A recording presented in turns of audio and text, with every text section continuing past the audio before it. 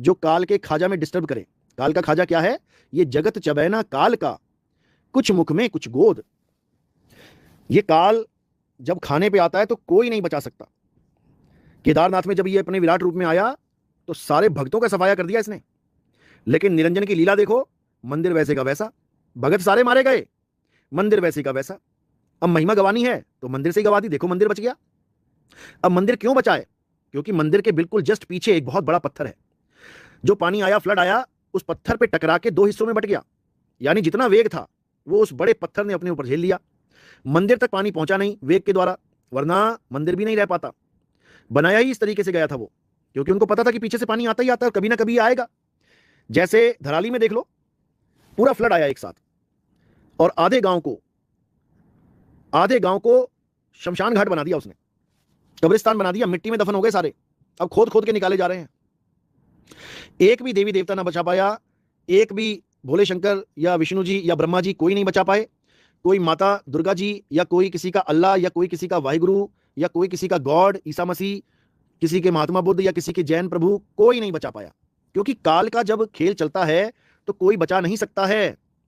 समझ लो, ये तो बस अपने मन को एक तसल्ली देना होता है कि मैं पूजा पाठ करता हूं, मेरा जीवन अच्छा बीतेगा, मेरी मौत अच्छी होगी, आरामदायक होगी। कोई नहीं जानता।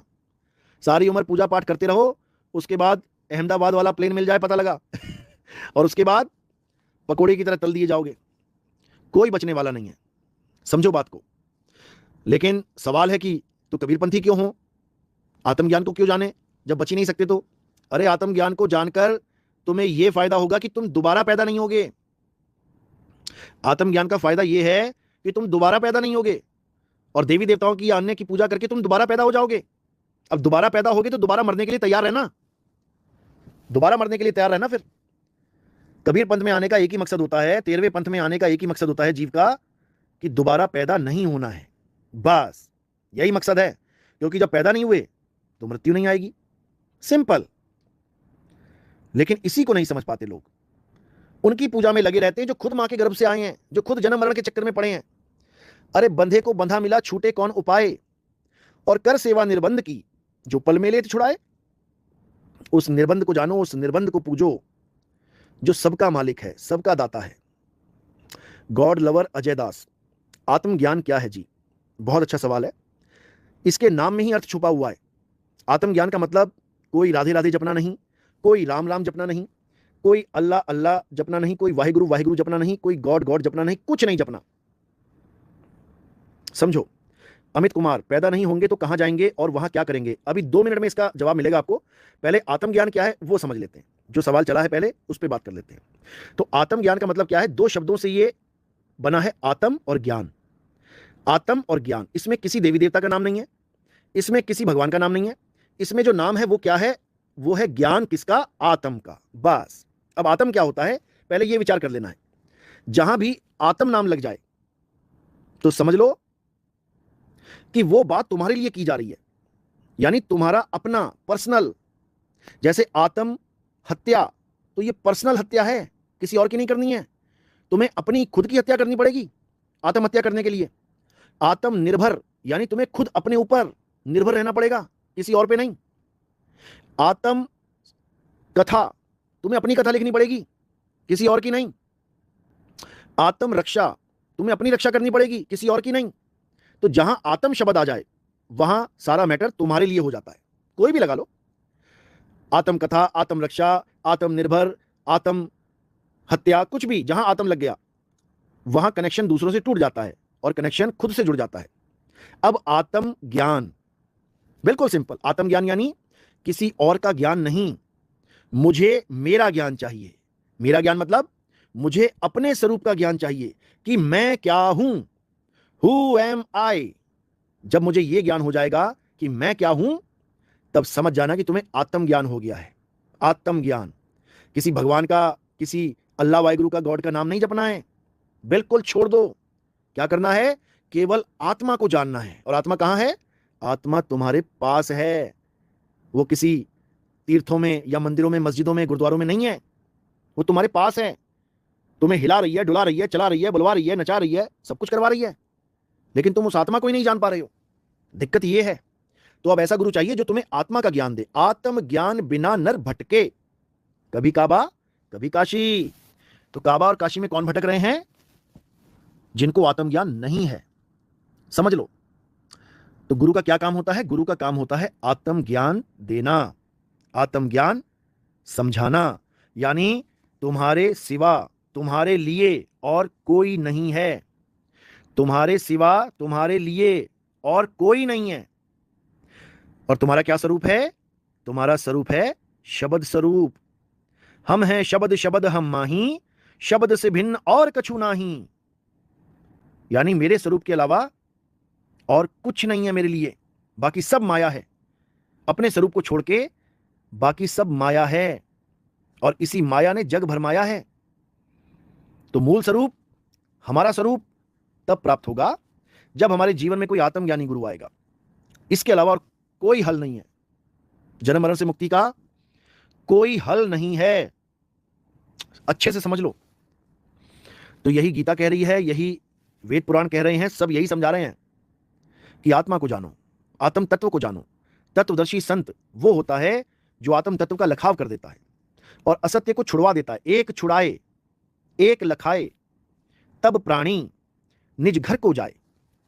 चलो, अब दूसरा सवाल जो है पूछा था अमित जी ने, अमित कुमार कहते हैं पैदा नहीं होंगे तो कहां जाएंगे और वहां क्या करेंगे? बहुत बढ़िया। अब पैदा नहीं होंगे तो कहां जाएंगे, इसका जवाब आप ऐसे समझो कि जब पैदा नहीं हुए थे तब कहां थे? जब तुम मां के गर्भ में नहीं थे तब तुम कहां थे? जब यह संसार नहीं था, जब ब्रह्मा विष्णु महेश नहीं थे, जब गौरी गणेश नहीं थे, जब ये 5 तत्वों का संसार नहीं था, तब तुम कहां थे? बस वहीं जाना है। जेल में कैदी फंसा है, कैदी को समझा रहा है कोई, भैया जेल में नहीं आना, वापस निकल जाना यहां से। अब कैदी कह रहा है अच्छा जेल नहीं होगी तो कहां जाएंगे और वहां क्या करेंगे? इसी को समझना है, इसी को समझना है। तो हमारे रहने का स्थान कहां कहां है, पहले इसको समझ लो। हमारे रहने का स्थान 3 जगह है। कौन कौन सी जगह? नंबर 1 काया, यानी शरीरों में रहना। कोई भी शरीर हो सकता है, स्थूल ले लो, सूक्ष्म ले लो, कारण ले लो, महाकारण ले लो, कैवल्य ले लो, हंस ले लो, ये सब देह हैं। ये सब देह हैं, 6 प्रकार की देह है। लेकिन कुछ लोग केवल 3 प्रकार की देह बताकर ही मामला सुलटा देते हैं। ये वृंदावन वाले बाबा जी, ये बस 3 प्रकार की देह का ज्ञान रखते हैं, स्थूल, सूक्ष्म, कारण। इससे ज्यादा इनको ज्ञान नहीं है। महाकारण, कैवल्य, हंस, इन देहों का इनको ज्ञान नहीं है। इसलिए इनके सत्संग में आप कभी नहीं सुनोगे कि ये 3 देह से परे चौथी, पांचवी, छठी देह का ज्ञान बोले। बिल्कुल नहीं बोला कभी भी आज तक। इसी में सिमट के रह गया इनका ज्ञान। जबकि परमात्मा का ज्ञान तो तीनों से छोड़ो, 6 से परे है, 6 से परे। तो पहला स्थान है रहने का काया, देह। जैसे अभी आप देह में रह रहे हो, इस देह में आप रह रहे हो अभी। दूसरा स्थान रहने का कहां है? सुन्न है, सुन्न। सुन्न में रह सकते हो तुम। और तीसरा स्थान कहां पर है? तीसरा स्थान है शब्द। शब्द में रह सकते हो तुम। तुम्हारे पास 3 कोठरी है रहने के लिए। गुरु ग्रंथ साहब में यही समझाया गया। कोठरी माही कोठरी, परम कोठरी विचारी, गुरु दीनी वस्तु कबीर को, कबीर लीनी संभाली। समझो, कोठरी माही कोठरी यानी इस काया के अंदर ही एक ऐसी अवस्था है जिसको शून्य समाधि कहते हैं। काया से कनेक्शन टूट जाता है और यह जीव शून्य में चला जाता है। वहां पर भी रह सकता है बिना काया के, लेकिन लंबे समय के लिए नहीं। वापस काया बनाएगा, आके बनानी पड़ेगी, क्योंकि अभी बना के बैठा है। अभी बना के बैठा है तो बाद में बनाएगा। इसी को जीव और शिव बोला जाता है। जीव यानी काया में रहने वाला जीव, काया से बंधा जीव, और शिव यानी निराकार, काया से परे, साकार से परे निराकार, उस अवस्था को प्राप्त करने वाला शिव कहलाता है। तो जीव और शिव ये दोनों ही अज्ञान दृष्टि है, अज्ञानता है ये। अब इससे परे क्या है? जीव और शिव से परे क्या है? वो है पीव। पीव यानी परमात्मा, शब्द गुरु, देवों के देव, महादेव, आत्म देव, उसमें रह सकते हैं हम, शब्द में समा सकते हैं हम। तो केवल 3 स्थान है रहने के, या तो काया में रह लो कुछ समय के लिए, काया छोड़नी पड़ेगी, या ब्रह्म में रह लो, निराकार में रह लो, शून्य समाधि में रह लो, वो भी कुछ समय के लिए छोड़नी पड़ेगी, वापस आना पड़ेगा। क्योंकि साकार से निराकार और निराकार से साकार ये सृष्टि हमेशा ही चलती आई है और चलती रहेगी। इसी को सरगुण और निर्गुण यानी अगुण सगुण बोला जाता है। तो वाणी क्या कह रही है? काल चक्र चक्की चले, बहुत दिवस और रात, अगुण सगुण दो पाट ले, तामे जीव पिसात। आधी दुनिया सरगुण को मानती है, साकार को मानती है, और आधी दुनिया निराकार को मानती है। ये दोनों ही काल के जाल में फंसे हुए हैं। अगुण सगुण दो पाटले, ये 2 पाटले हैं। तामे जीव पिसात, उसमें ये जीव पिसेगा। जो साकार को मानेगा वो भी गया काम से, जो निराकार को मानेगा वो भी गया काम से। ये जो निकम्माचार्य है, 5 करोड़ सब्सक्राइबर लेके बैठा है, पहले ये साकार निराकार तक की बात करता था सत्संगों में। हजारों सत्संग इसके सुन लो, साकार निराकार तक इसकी खेल खत्म हो जाता था, इसकी कहानी बन जाती थी। जब से इसने हमारे सत्संग सुनने शुरू किए हैं, तब से इतना चतुर सयाना बन गया है, अब साकार निराकार का खंडन खुद ही करने लग जाता है और कहता है कि सरगुण निर्गुण दोनों से न्यारा, कहें कबीर सो राम हमारा। बताओ। और पहले कहता था कबीर का राम कौन है? कबीर का राम निराकार है। अब निराकार नहीं रहा कबीर का नाम, अब कबीर का ज्ञान अपडेटेड हो गया। बताओ। ये जितना मर्जी जोर लगा ले, जितना मर्जी कॉपी कर लें, इनका कल्याण होने वाला नहीं है। हालत खराब हो जाएगी इनकी।